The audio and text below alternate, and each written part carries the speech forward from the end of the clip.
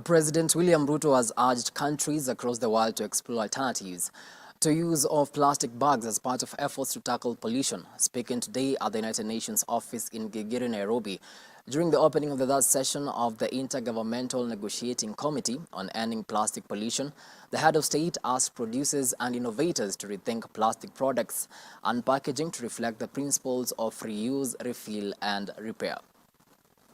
Speaking today during the opening of the third session of the Intergovernmental Negotiating Committee on Ending Plastic Pollution at the UN offices in Gigiri, Nairobi, President William Ruto urged the world to follow Kenya's example by banning plastic paper bags in order to tackle pollution, challenging producers and innovators to rethink plastic products and packaging to reflect the principles of reuse, refill, and repair.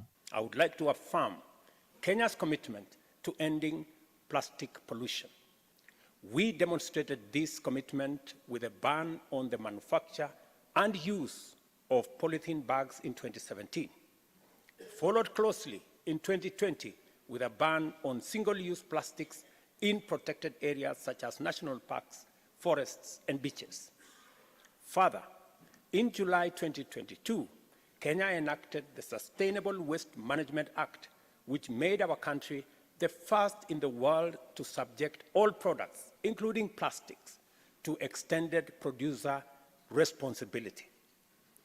We know this is not enough, and we are ready to play our part in the elimination of plastic pollution.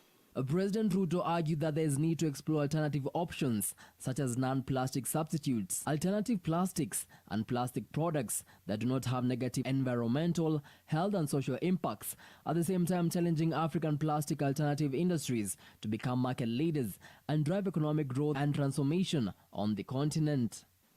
It is now time for investors, multinational corporations, and technology companies to shift strategic investment to reduce their plastic waste footprint.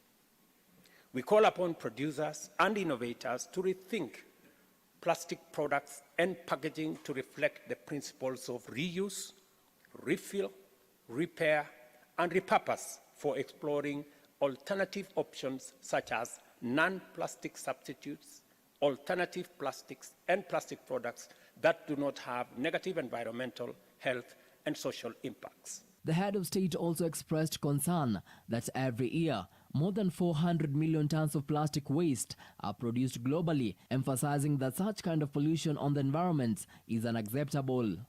23 million tons find their way into rivers, lakes, and oceans, and less than 10% is recycled.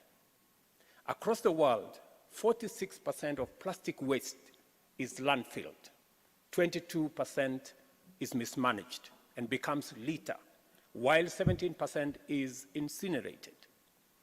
If we hold our laurels and do nothing, we will produce more than 1 billion tons of plastic by 2060. This kind of polluting our environment is unacceptable and is essentially an existential threat to life, to humanity, and to everything in between. At the same time, UNEP Executive Director Inga Anderson has said that there is need for a comprehensive approach in tackling the problem of plastic use from its product to packaging. And Africa is a continent of natural resources that can be used for planet-friendly alternatives and substitutes to plastic. Friends, the coming days will be crucial, and it's in your hands. The threat of plastics to our planet, our health, and our future is of such magnitude that it requires all of us, and I mean all of us, the Global South and the Global North, to develop and execute a global instrument that will help us to neutralize the threat of plastic pollution in our world.